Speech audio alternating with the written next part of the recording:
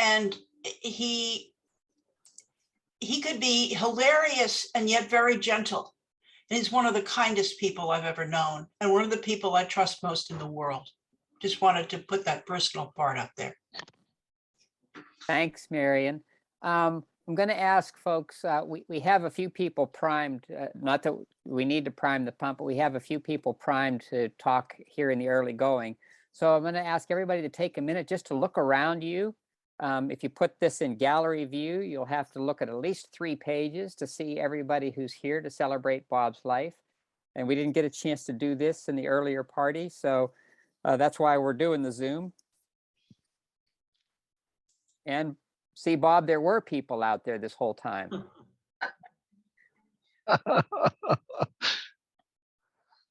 Okay. Can you hear me, Barry? Wow.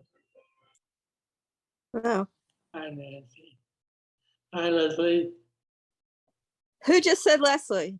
I did. Hi, Bob. Congratulations. This is quite an afternoon. Very moving. Did you know that Bob and was instrumental in Leslie and me meeting? So Bob had more than an impact on many people's lives. He had a very personal impact on our lives, and he was actually the first real American I met. I'm from Germany, and I learned a lot about American way of life and the good American. He was my first good American that I met. Look, and he still is. You're promoting EFOI behind you. Oh, that's part of my, okay, that's my company. Yeah, I can put it away. Hi, Marion. Hello. So everybody, we're going to have a few. Everybody, we're going to have a few more stories to tell, and hopefully you'll have a chance to tell yours too. I want to make first the standard Zoom requests. If you're not talking, if you would mute, and please don't unmute until it's your time to talk. We have a handful of people lined up to tell some stories, and then we'll ask you to use your raise hand function to get in the queue to talk. If you unmute otherwise, and we hear your dog barking at the mail carrier in the background, we're going to send Kevin Camps around to your house personally to mute your microphone. And really, neither you nor Kevin wants that to happen. Oh, I would love that to happen, Kevin. Well, well, then we'll send me over to your house. Coffee. The chat is open for everybody to use, and also we're saving it for Bob to enjoy later.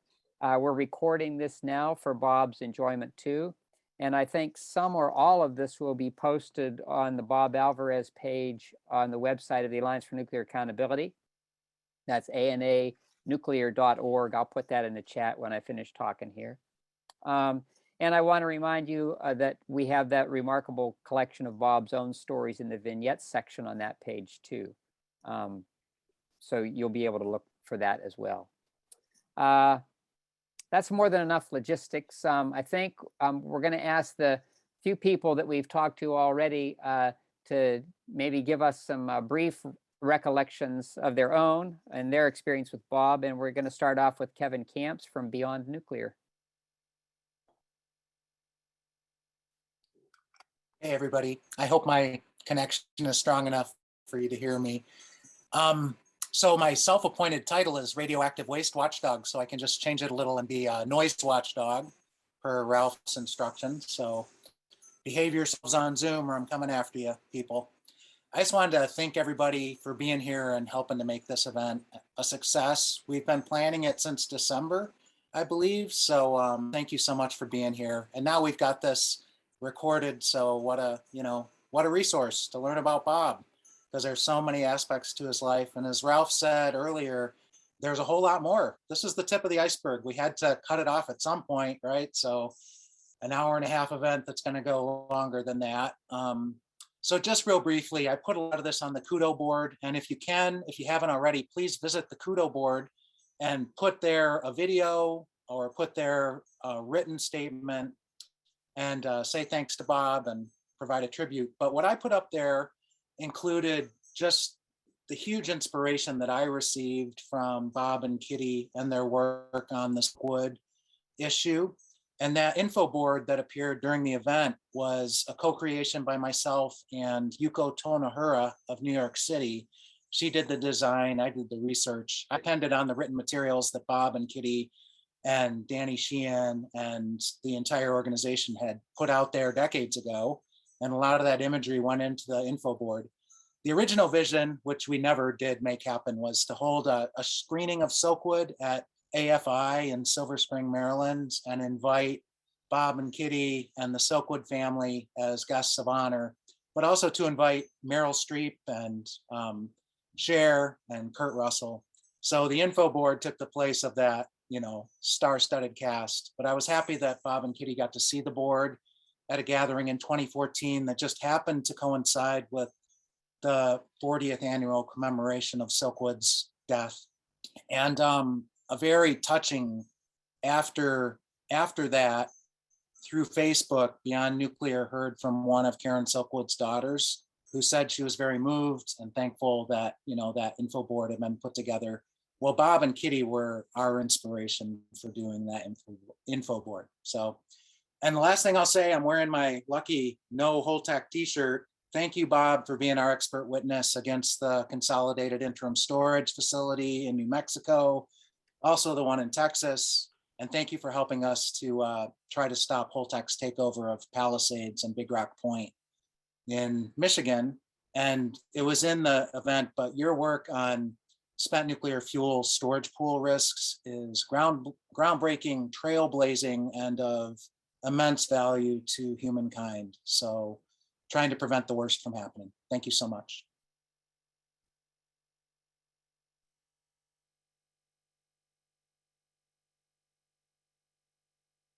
Thanks, Kevin. I'm trying to unmute myself and keep track of what's going on. So I have on the list that we're hoping to hear from Janet Michelle next. And I'm not sure whether we have her with us, but if we have a Janet's iPad.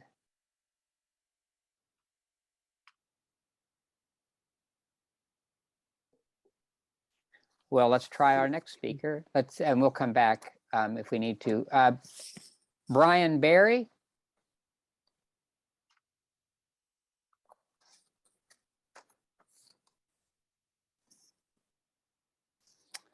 How about Steve Sachs? I can't see all of these screens. Sorry.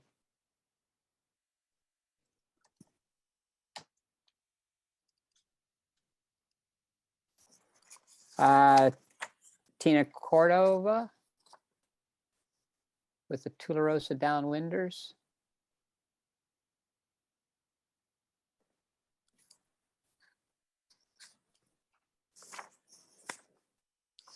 Or Dennis Nelson.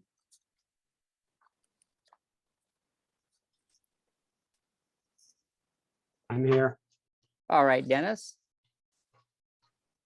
Well, I'd just like to say congratulations to Bob. I think I first met him back in Hazel O'Leary hearings on the human radiation experiments. He was there a lot and I was there at all the meetings. So I'm a downwinder from Southern Utah. I'm also a victim. I've had cancer myself, and 3 other members of my family have had cancer, and those have died. So it has been a really hard lesson to learn that my government hasn't always had my interests at heart. There was a time in St. George when my Aunt Irma was actually an activist. She spent her time going around town, documenting all of the cases of various diseases and plotting them on what she called a geographical information system. And she was convinced that it was caused by the fallout from the Nevada test site.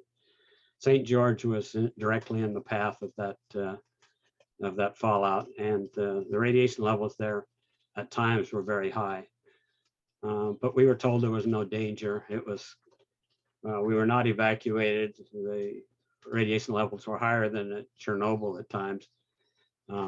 And yet they didn't even give us elemental warnings to wash our vegetables from the garden, or not to hang up our clothing on lines to dry, or not to run our evaporative coolers during times of peak fallout. So that was a bad chapter in history, when the government didn't care about the people. In fact, they considered us what they called a low-use segment of the population.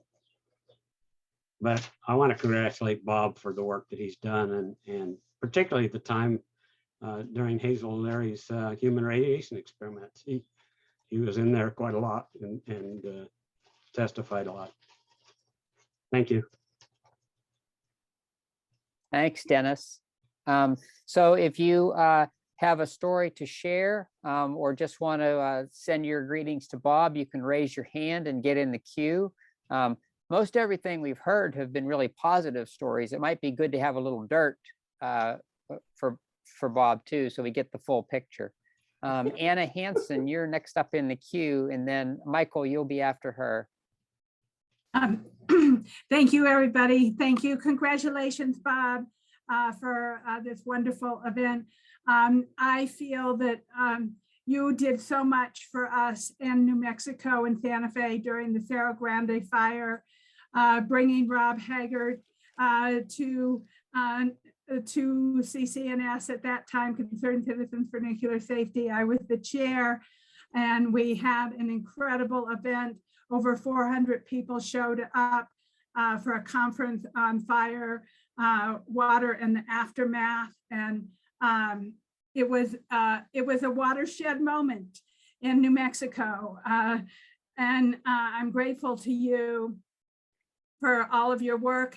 I am now a Santa Fe County Commissioner, and believe me, I have been chair of the Buckman Direct Diversion, and Lannel knows me, DOE knows me, and I carry on from all the things that you taught me. And I want to recognize all the people that are here from New Mexico and say hello to a few of my friends like Byrne, who I haven't seen for over 20 years, and Arjun I haven't seen for a long time, but we have John Butcher, we have Joni Arend, we have Marla Painter, we have Don Hancock, we have Scott Kovac and Tina Cordova. All of these people are all grateful to your work and everything that you have done.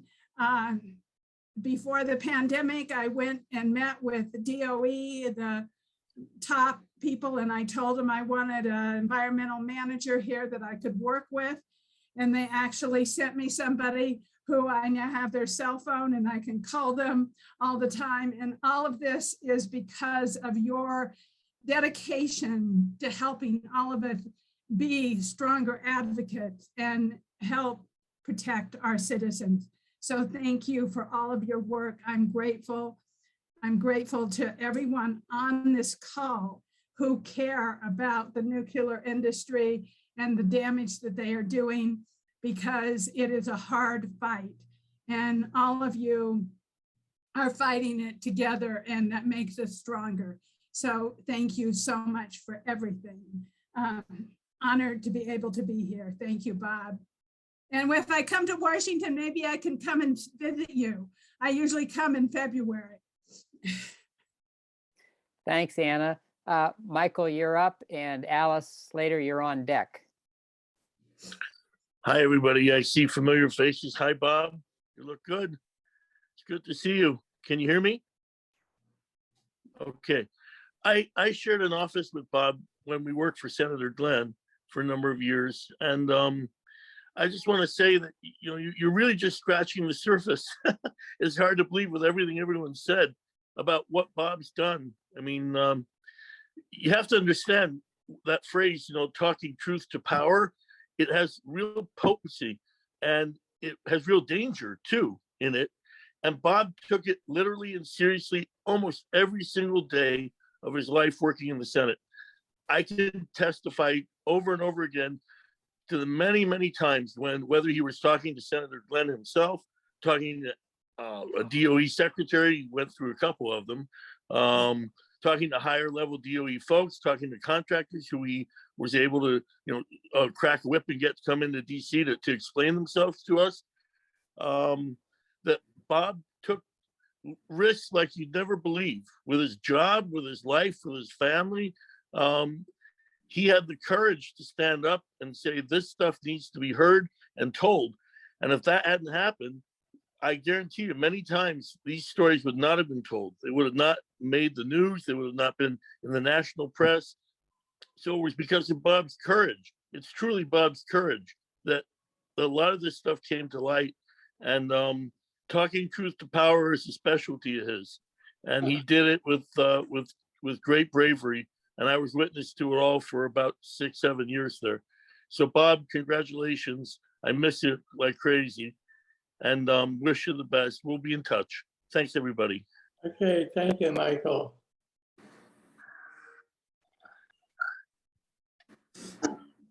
Shall I go, Ralph? Yeah, I just want to let Marion know that you're on deck.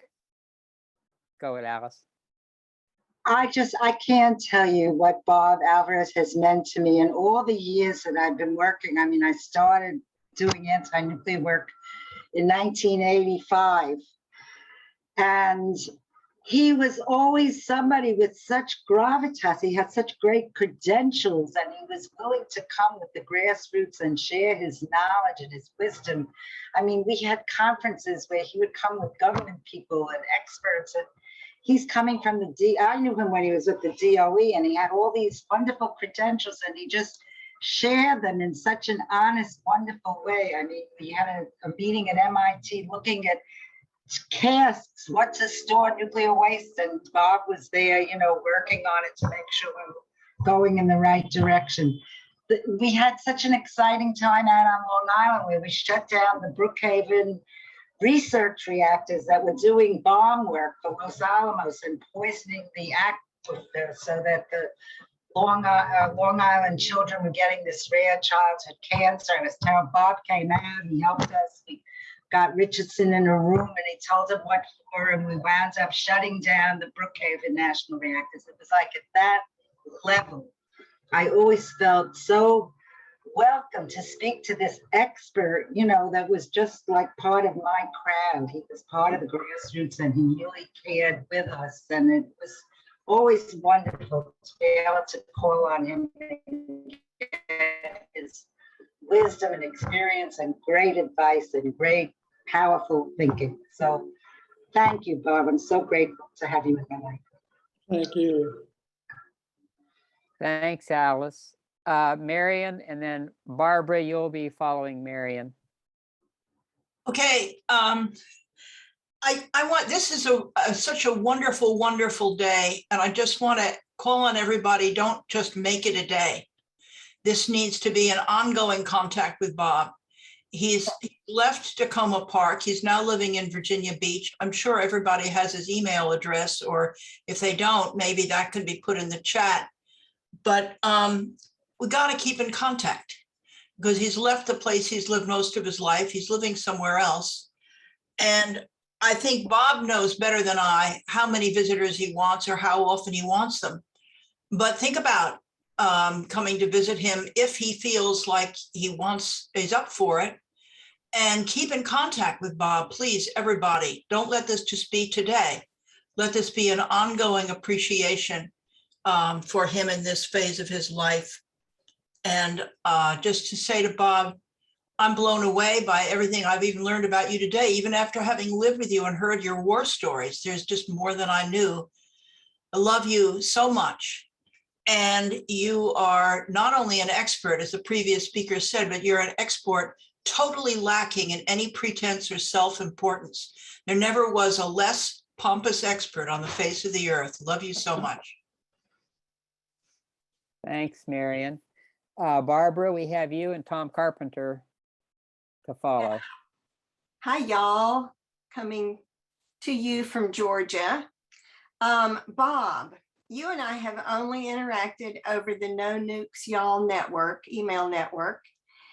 And that's the thing. I wanted to say that even though we've never met in person, whenever I've had some wonky question, which I've come to through the boondoggle of Plant Vogel expansion that I've been involved in watching for now almost 20 years, you have been so generous, so thoughtful, so clear, so brilliant in your responses to my questions about things that I don't understand, but you can explain so readily. I want to thank you for that, for being available. You know, you're clearly a pretty high-powered person who have made an impact all over the world. But when a layperson like me, who's just trying to get in there and gum up the works, has a question that I need answered, you've been willing to answer it very thoroughly and very clearly. And for that, for your brilliance, for your generosity, I want to thank you. Thank you. Yeah, it's great to see everybody's faces. You know, I've only seen most of you I've never seen in person. And what I say, I could say about many other on the list, but I've just been helped at key times and key ways by your answers to my very particular questions. And so again, thank you. Thanks, Barbara. Tom Carpenter's up and Bernd, you'll follow Tom. Yeah, I've already talked a lot, but Bob, I just wanted to personally thank you for so many things that you have done that I didn't get to say.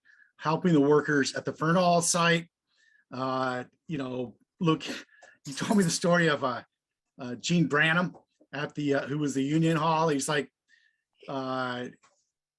things got a little contentious at some of the union meetings over health and safety fights. And Gene was once confronted with, didn't you throw a chair at a union meeting? And he goes, well, things got a little excited there. Anyway, you were so important at bringing forward all of the worker exposures there. And no one's mentioned that, right? There's so much you have done that just hasn't been mentioned. You helped get me a meeting with Bill Richardson, the Secretary of Energy, about 2 weeks before you know, that administration was coming to a close. And I'll never forget it. Bill Richardson, you know, ushers me, you know, I'm ushered into his office. It's like 3:30, and he says, do you want a gin and tonic? And I'm like, what? And I didn't want a gin and tonic, but I started talking about whistleblowers, and he kind of waved his hand and basically said, well, what do you want? And I said, oh, yes, I know some things that I want. This is like in 1997. I said, we'd like to have FFTF finally put to bed. And he goes, okay. I said, what? We've been fighting this plan for years and years. It's like, this is a reactor. It's like, I'm in heaven, like a kid in a candy shop. And then he says, well, you know, what do you think of John Wagner, who was the head of the DOE at the Hanford side? I go, you know, John, you know, he's kind of a has-been. He's a nice guy, but maybe we need some new leadership. He goes, that's what I think too. And I said, and he goes, wait a second. You got two good ones here, you know, so go ahead. I said, but the river, the Columbia River. And, you know, finally, the one last story, and he did go on to save the river, by the way, and by having Clinton declared a national monument. And I'm sure that was part in due to your work, Bob. But someone who heard your name at Hanford told me, oh, Bob Alvarez. Yeah, he yells a lot. He comes to Hanford and yells at people. I said, what? I've never known Bob to yell. What the hell? So I asked around, and finally I figured out that you had gone to a meeting and said to all the suits there, why are you here?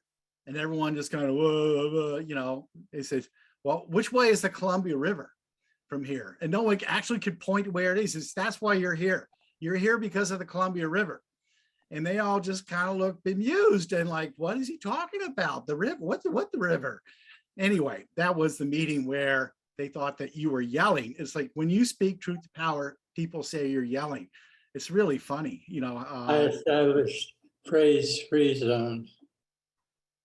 yeah. So Bob, just amazing stuff. Keep on going, dude. Thanks. Thanks, Tom. Bernd, your turn, and Maggie, you'll follow Bernd. Okay, hi, Bob. Hi Greetings there. from 4,200 miles east of you. You are the first real and good American that I met. Did I tell you that?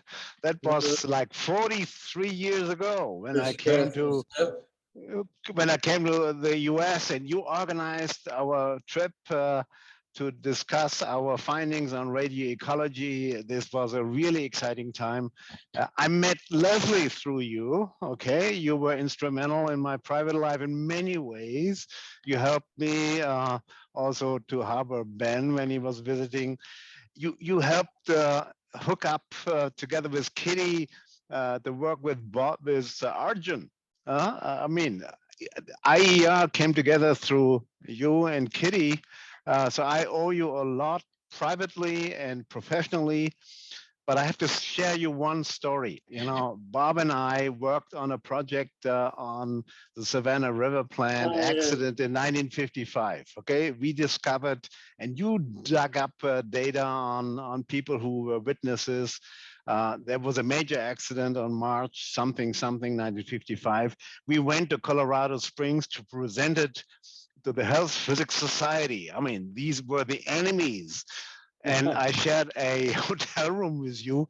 And at 6 a.m, somebody called, a reporter, and I woke up, and Bob woke up, and Bob was awake immediately and could speak like a book to the reporter and give a very precise and concise report on this. This impressed me so much, and I learned how to convey things to people. Bob, you are a real role model for me in this way. Many other good things we did in the Marshall Islands with Arjun. We worked on many occasions, and I really appreciate you having you in my life, professionally and privately. Thank you so much for everything you did Thank you, for Barry. everybody. Yeah. So hope you can make it to Germany one day again, and then Maybe. I bring you to the castle and we have a look down and we explore. I mean, we have so many colleagues here in Germany who appreciate your work as well. Thank you, Barry. Thank you, Bernd. Maggie, and then after you, David Wyman. You'll need to unmute. I got it. Got it. Both Arnie and I. So Arnie's going first and then I go. Yeah, I'll be real quick. Hi, Bob, and everybody here. I think everybody will understand that in the 70s and 80s, I was on the opposite side of this argument. And it was 1990 when I became a whistleblower, and John Glenn fired up the Inspector General to investigate. And then I met Bob at John Glenn's hearings about my whistleblowing complaints back in 93. And I can still remember walking through the halls of Congress with your daughter skipping down the halls. It was pretty precious. But I wanted to let you know the impact of that hearing. This was as a result of Ted Wendling did a story in the Cleveland Plain Dealer. He almost got a a Pulitzer Prize for the medical overexposures. And of course, that was that and my whistleblower complaints were the nexus of Glenn's hearing. But after that hearing, Nick Reynolds, who was a real high-powered attorney for the nuclear industry, and someone I thought was a friend, said to me, Arnie, in this business, you're either for us or against us, and you just crossed the line. So I want to thank you, Bob, for holding my hand as I crossed that line. Thank you. And I have heard so many different things from you and gotten to know you over so many years. And I thought I knew so much about what you did. Today, I learned so much more. I'm thankful for how much you've done for all of us and for the world. Thank you, Bob.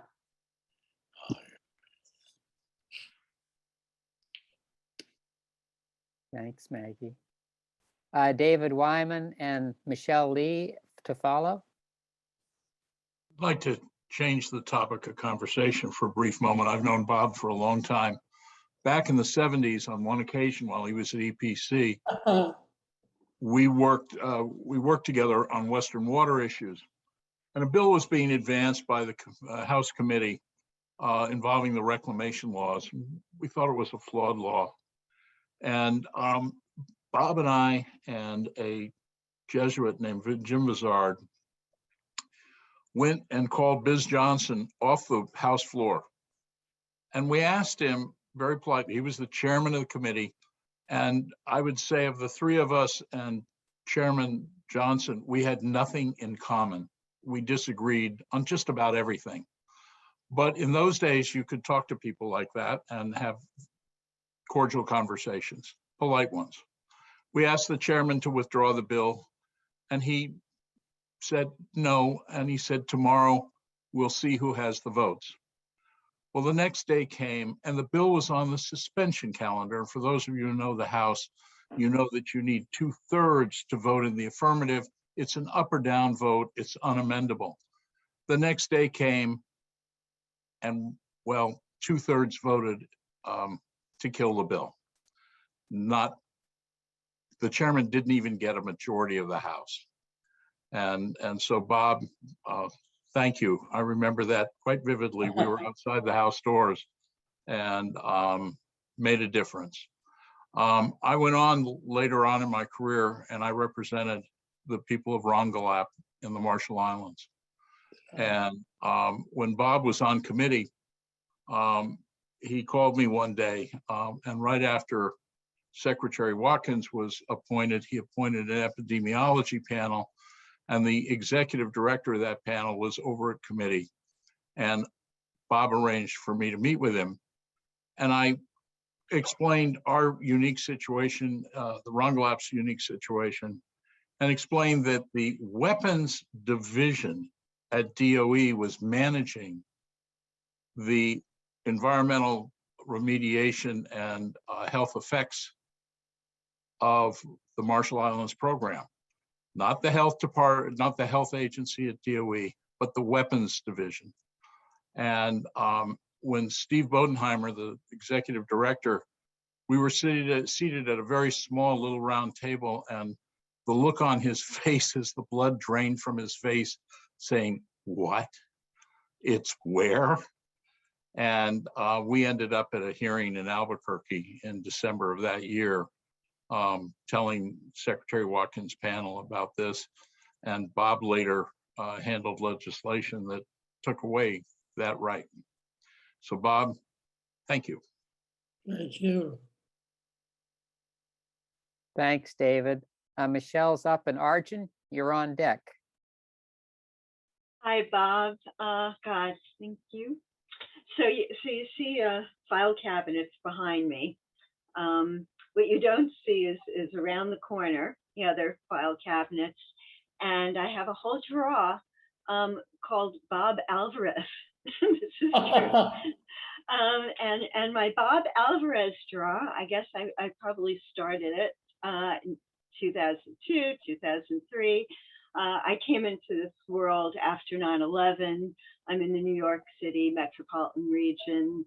And now we have, of course, another geopolitical threat that's emerged. And I just have to say, I woke up a couple of weeks ago and said, thank God Indian Point is shut down, given what's going on.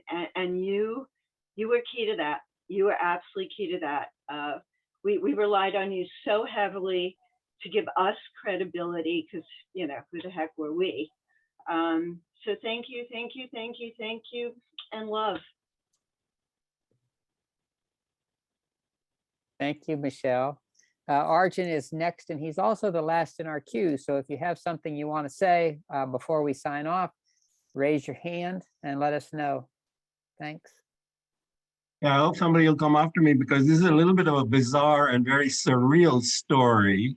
but funny, I think. Bob and I did a report on the Savannah Riverside high-level waste tanks in the 80s from information that Bob had gotten. He gave me this pile of 14,000 computer entries of it. But you remember that, Bob? It was wonderful. We did a press conference. Among our findings was there were entries about the amount of plutonium in these tanks that caught my eye. Plutonium-238 and plutonium-239. And the number jumped very suddenly, multiple by multiples in 3 years. I thought it was odd. And I thought, if this is true, maybe there could be accidental chain reactions. So we wrote it in our report. We did a press conference. DuPont was very upset. They wouldn't really respond as to what happened, but they did confirm the problem. When Bob was in the Senate, I said, Bob, you know, you really should initiate an investigation of this. And so, of course, you know, true to the spirit of what Michael said earlier, he did. And I got a call in my office a few months later from Bob. Tell me if you remember this, Bob. It was so funny. There are 5 people from Savannah Riverside and DOE who want to tell you what the problem was. So I dropped everything. I rushed to Bob's office in the Senate office building there. Which one was it now? Anyway, and there were 5 people from Savannah Riverside and DOE. And they said, it's typos.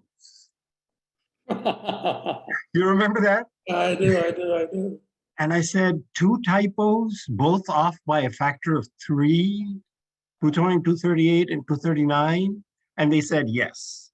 And I said, it's a big table with radionuclides. How many other typos are there in this table? And they said, well, we thought you were going to ask that. And I said, well, and they said, well, we don't know. And I said, do 2 things for me. Give me a clean copy of this table without typos and tell me we were right to be concerned. And they said, yes. So I went back to my office, and a few months later, I got another call from Bob. There are 5 people from DOE in Savannah Riverside who want to tell you about these plutonium data. So I dropped everything. I went, and they said, it is not typos, but we can't tell you.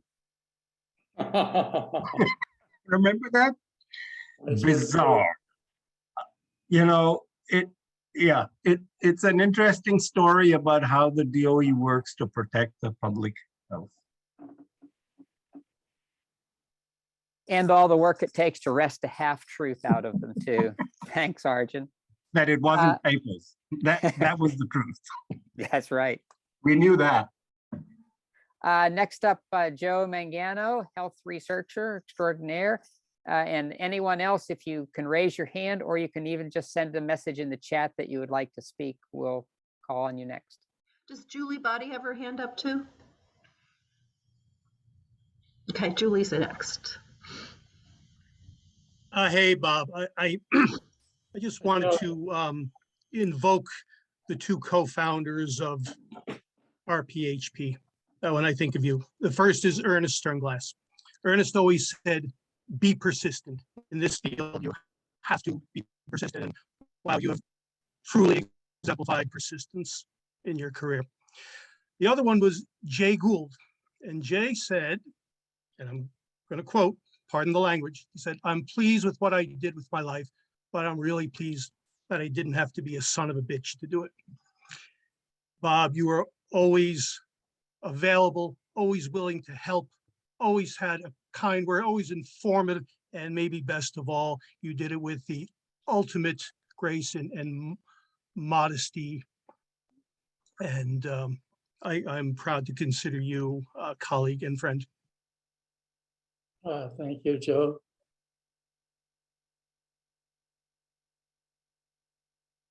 So Judith Body and Jerry, you'll follow Judith.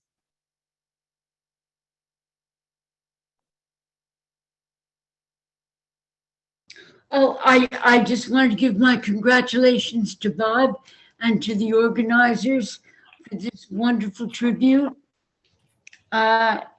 And I learned an awful lot about your work. I didn't know, Bob. And thank you for all of that. And cheers for more to come. Thank you, At Julie. your own pace, yes. Okay.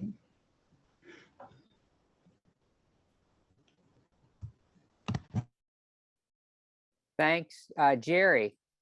And after him, Nancy.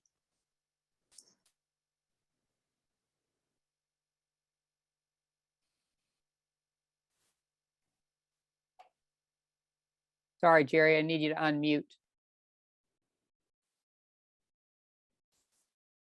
That first part was just your rehearsal. I go back to EPC days with Bob. I was support staff, and he and Kitty were always so kind and considerate. And I came to EPC with some very serious thoughts about new questions, but Bob and Kitty fed that to the nth degree. And being the son of an Air Force intelligence officer, I immediately understood the gravity of the situation over Silkwood and the kinds of people that would not be happy with what Bob and Kitty were doing. But taking it forward, I met up with Bob on Facebook, and my son-in-law gave me a book called Midnight at Chernobyl, which I immediately delved into. And I was saying on Facebook what a great book it was. And Bob immediately advised me on another book to read. So this is from 79 to 2022. I'm still getting advice from Bob Alvarez, and I wish him nothing but the best. Thank you, Bob. Thank you, Jerry.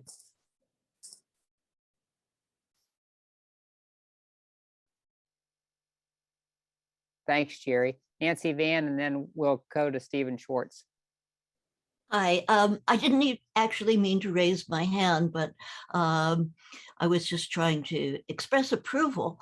But now that I have a chance to speak, I'll say that I'm sorry I didn't meet Bob Alvarez decades ago.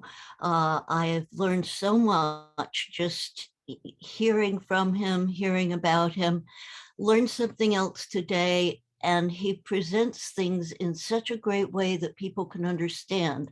The heavy duty aluminum foil analogy really blew me off my feet.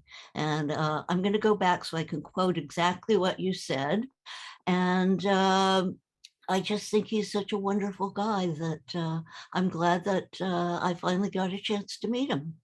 Thanks. Thank you, Nancy. Thanks, Nancy. Stephen Schwartz. Hey, Ralph, thank you. Good to see you after so many years. Yeah, we haven't changed a bit. Bob, it's great to see you too. I think the last time we actually interacted in detail was when I asked you to speak to my graduate students back in 2016, and you gave an excellent lecture. In fact, it was so well received that the students asked me to make a PDF of your slides so they could refer to it later. I think they were partly concerned some of the many details that you provided might show up on the final exam. But whatever the case, they greatly appreciated what you did. Everybody else has sung your praises. I just want to mention, since nobody else has, praise of your wonderful, if less than immaculate filing system. And Michael Slater can, of course, attest to this. I don't know what your your office is very clean today, obviously. So you're handling things differently now, perhaps in the electronic age. But back when I first went into your office in, I guess it was the Dirksen building in the Senate, I was overwhelmed by the pile of paper on the floor, on a coffee table, I think covering most, if not all, of a sofa. Michael's portion of the office was very neat and tidy, and yours was not. And I always had the impression that you read all of those documents. I think that's probably true. And I don't know what happened at your office at DOE, if they let you do that or not. But clearly you retained a lot of information that you've been able to impart to us over the years. So I'm very grateful for that. I do have a confession and a mea culpa. Years ago, I think when I was at Brookings, or maybe before, you had mentioned to me that amongst that pile, because I noticed it, that you had copies of a multi-volume aerial survey of Rocky Flats. And I said, oh, that's very interesting. You said, oh, take it and borrow it, read it. And I did. And I never gave it back to you. didn't I'm read not sure if you, I'm not sure if you needed it back. I hope you didn't get into trouble for it. I can No, no, find no. it. It's somewhere in my files in my basement. Anyway, I said most of what I wanted to say in my video to you on the Kudo boards. Look at that at your pleasure. It's the fate of most staffers to be unsung, but of course we're singing your praises today. And whether you were simply raising your voice or maybe gently yelling or quietly prodding, we all owe you. We, everybody on this call, and all the hundreds of thousands, if not millions of people who have benefited from your work and don't know it, owe you an enormous debt of gratitude. So thank you very, very much. Thank you, Stephen. Thank you, Stephen. Anyone else? I see that hand, Mary Leah. I can't, for some reason, get my chat to work, my hand raising. This is Sluggo. Sluggo. How are you? Can you guys hear me? Yeah, we can, Harvey. Go ahead. Okay, sorry, I couldn't raise my hand. I wore my appropriate attire for this. And behind me are people in Florida trying to vote. So, and unsuccessfully, I might add. So, Bob, you are just really, really great to see this and all these amazing people on this call. It's fantastic. And I just want to let you know that we all know that you are the heart and soul of the No Nukes movement. I mean, the information that you continually provided, you and Kitty, the work you did from Silkwood on up. I mean, it's just, you deserve a Nobel Prize as far as I'm concerned. Nobody else was able to keep the flow of information coming that fueled everything. And you were, to my mind, you were the real author of Killing Our Own. And that could never have happened without you. And so many of us who've been, you know, Kevin and everybody else, Joe, I want to mention John Goffman, of course. You know, the work that you did, it was absolutely irreplaceable and has been continually. And we could never have sustained the kind of movement against nuclear power and weapons without your work. There would be many, many nuclear plants that would have been built if it were not for you. And many things that we would never have known about the real dangers of nuclear power and nuclear weapons. And God knows we're seeing it in Ukraine now. So all of us really are walking in your footsteps. It's just amazing what you accomplished. And I put in my note, the other day I flew through the Columbus airport, which thankfully has been named by John Glenn. But I'm going to put in a petition. They should really rename it for you. No. The Bob Alvarez International No Nukes Airport. That's what should be in Columbus, Ohio.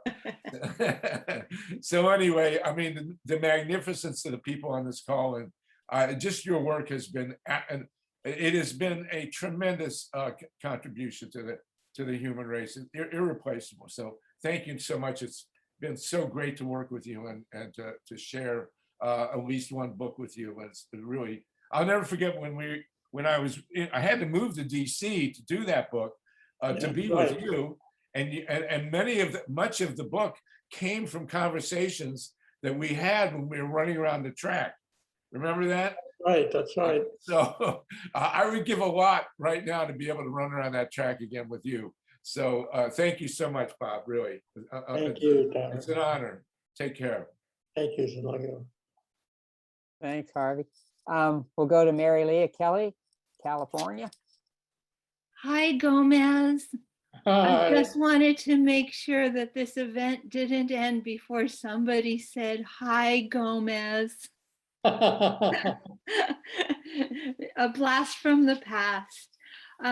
I just want to thank you so much for all your work. I don't want to recount what everyone else has said, only to say ditto to it, and to say that within the Alliance for Nuclear Accountability, and we've heard from Arjun and half a dozen other groups that are part of that alliance, everything that you did with and for one group, and this goes for Arjun too, every group used. Your help was multiplied by our collaboration. And you are deeply appreciated by all of us, not only for decades of great work, which is what we've been celebrating, but also for your deep humanity, your compassion, and your incredible integrity. Thank you, Bob, for all of it, and keep on keeping on. We love you. Thank you.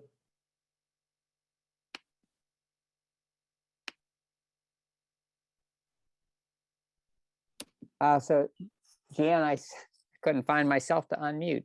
Jan, I see you next up. Well, I didn't want this to end without you hearing from Nuclear Energy Information Service in Chicago and how grateful we are for the work you've done. And I personally use it continuously. I've also mentioned that I made the mistake of going on your Facebook page one day, and that was the end of everything else I did that day. It was so interesting.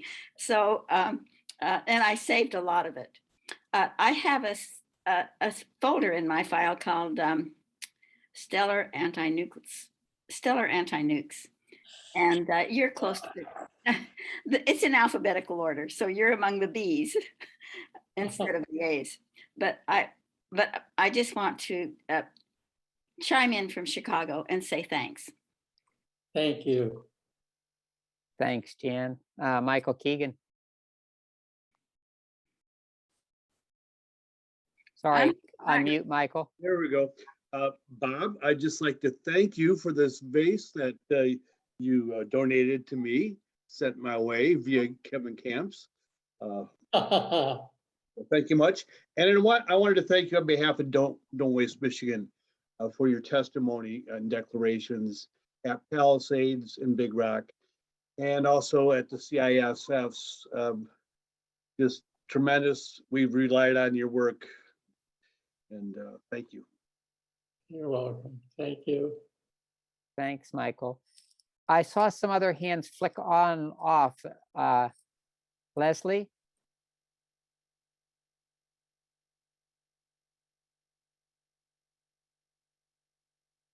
Hi, Bob. I just wanted to thank you for welcoming me, you and Kitty welcoming me into Butternut. That was that's a memorable time for me. And I remember sitting around the table getting the yays or the nays. I don't think I got any nays, but I remember you saying, I don't know who you are. But you welcomed me anyway, and I'm really happy to be able to call you my friend. And very happy that I was there at a time when Bernd walked in, and I got to meet him and Roland Collard, and it was a very important time in my life. And I miss Kitty, I miss you, and I will be coming to see you soon. And picking up Leimomi, and we'll head down to visit. So I love you, Bob. Oh, thank you. Be well. Thanks, Leslie. We can go down south to Glen Carroll. Well, I feel like I got to join the shout outs from the grassroots, and thank you so much for your work on Savannah River site. And before my time, I remember you recounting hanging out with Susan Corbett. Oh, and yeah. working on the reprocessing facility at Barnwell, South Carolina, a great victory. I remember you're coming to attend a small grassroots meeting when reprocessing was on the decks again, and we still have the tank waste at Savannah River site. And you just kept receiving people. And we got caught in a traffic jam on the way back to the airport, and you missed your flight, I'm almost sure. I never heard about it. You were unflappable. You were just such a great camper and such a good rider. And one thing else I want to say for me personally, you, in your great way of educating, helped me understand how big one of those waste tanks is at Savannah River site. And you likened it to the rotunda of the Gold Dome in our State House, in the Georgia State House. And whenever I'm in that den of thieves, And I walk through that rotunda, I will tell my colleagues the lesson that you taught me and us about those waste tanks, and jaws still drop over those waste tanks. Bob, I want to echo again the receptivity, the reception you give us lay people as we learn from you, and your modesty at all that you've attained. And also I want to say, I think I've gotten the biggest hug of my whole life from little Kitty Tucker. She could really surround one with love and compassion. And I know that's a fresh loss for you still. And so thank you to be with you and your community. Thank you. Thanks, Glenn. Mena Jo? Thank you. And on behalf of Hudson River Sloop Clearwater and Pete and Toshi Seeger, its founders, and the Indian Point Safe Energy Coalition, and the 20 million people living within 50 miles of Indian Point, without your guidance, expertise, and generous advice, I'm not sure we would have been able to close Indian Point. And I think the world's a lot safer place because of that. So I ditto to everything that everyone else has said, but I wanted to be sure you knew the depth of our appreciation. Thank you. Thank you. Thanks, Mena Jo. Beatrice Brailsford? Thank you. Bob and Arjun, I just wanted to another grassroots activist chiming in. And I see the woman who led me into this field, and her daughter is on the call too. Liz Paul from the Snake River Alliance and Anna Smay from NEARS. I wanted to say once again, thank you to you both. It was an extraordinary time of gathering different activist strength to come together and be really, really more than the sum of our parts, so that we could stand in Idaho and say what it meant to us, and you could back us up with the power of your wisdom and information. Thank you. Thank you. Thanks, Beatrice. Anyone else?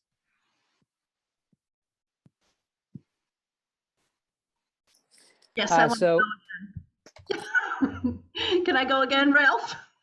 Sure. You mean live this time? That'd be great. I was alive before.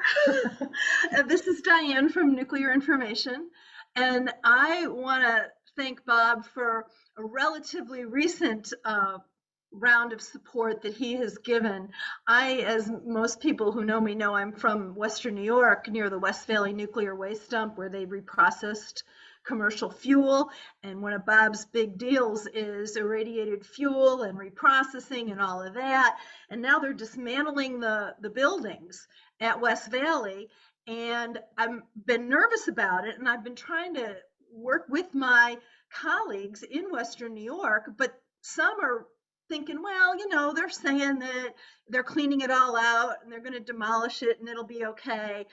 And I want to thank Bob for helping to bolster those concerns about what's going on at West Valley. He came on a Zoom with one of the reporters and explained that this is a huge big deal, that if they disperse the plutonium in that building all over Western New York, that it's a permanent contamination, and that this site is actually in some cases way worse than a lot of the Department of Energy sites. And if Bob hadn't come on and helped to convey that, I would be whistling in the wind. And now I've got some movement happening, and we're going to the governor, and we're going to try to get that building enclosed. We're going to try to get monitoring. And I really don't think I would have gotten anywhere without Bob.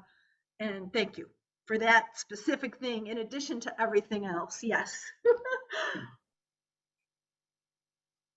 Thanks, Diane. So can I just say one thing? I think there are so many young people who don't know the story of Karen Silkwood.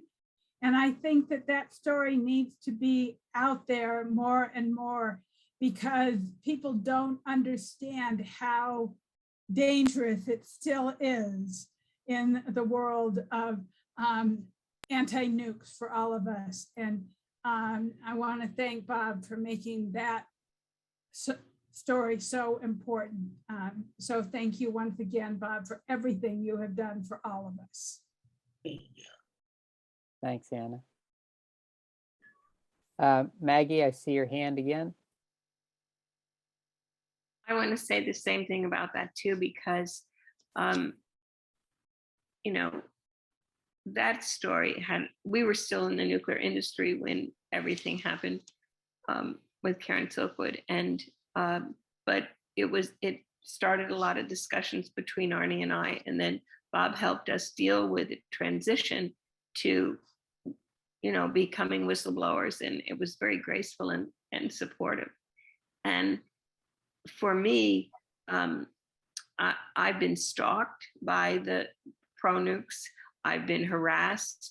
I've had just so many awful things done. And Arnie has, I mean, the things to him on Reddit or professionally, you know, it started up again this year because of the paper that we released with Dr. Marco Kaltofen on the Woolsey wildfire. We're all having a lot of pushback and a lot of negativity. And so, and what you said, Anna, what you said is so true. There's so much of it going on all the time. And thank you all for being such wonderful colleagues, and Bob for getting us on this path. So thank you. And I have a very quick, fairly recent Bob story too, and that is a few years ago when we went to sue the National Nuclear Security Administration over their plans to build a new bomb plant in Oak Ridge. We needed somebody who would give us some credibility because they'd actually been in the bomb plant. We turned to Bob. He submitted a declaration in which he asserted that the Department of Energy had violated the National Environmental Policy Act by inappropriately giving themselves categorical exclusions. That's a waiver from the law. Not once, not twice. Bob said 69 times. So, I mean, we had the declaration, even though that seemed like quite a big number. It went in with the lawsuit. And when the judge's decision came down, I printed it out this morning. She said, in favor of the plaintiffs, the court finds the defendants have acted arbitrarily and capriciously in applying all 69 categorical exclusions at issue. So Bob wasn't just right. He was right every single time. And he left them nowhere to hide. So thank you, Bob. David, one last comment here from David, and then I think we're probably going to have to wrap it up. Go ahead. Unmute, A couple David. of words that haven't been mentioned are Freedom of Information Act, and probably everybody on this call at one time or another has needed information, sought information, was denied information. Well, when I was representing Rongelap, we had that problem, and my clients didn't have any money, so we couldn't even pay for the printing. So I went to Bob on committee, and Bob had a printout from the Nevada library that DOE maintained. It was on that old computer paper with the holes along the side and then the big stacks of that stuff. And he gave me a marker and he said, just mark what you want. Well, I was like a kid in a candy store and I marked a lot. And not only did the committee and Senator Glenn, thank you, Bob, thank you. Not only did they get the documents, but Bob delivered them to my home, also at the time in Tacoma Park, in a station wagon. And there were over 100,000 pages of documents. It took me a year to go through them. But Bob, if my wife were on the call, she would have a different view of your contribution to our dining room. Thank you. Well, Bob, it's been a wonderful afternoon. Oh, yes, it's been a wonderful afternoon. Thank you very much for making it all possible and allowing us to do this, putting up with all of it. You know, Thank you. we're happy to give you that nice Lifetime Achievement Award, and it had a couple dozen words on it, but I just want to say two of the words on it that meant the most to me were deep affection. And I'm sure that you felt that today. The people gathered here earlier and now on this Zoom. It's a privilege to have been your colleague and your friend all these years. You carry our deep respect. You carry our best wishes for all the adventures that still await you. And we're looking forward to continuing this work as long as it takes. That's who we are. Well, thank you very much, everybody. Sure. And maybe if everyone wants to unmute and say thank you, Bob, and a little round of applause. Thank you. Thank you. Yeah. Woo-hoo.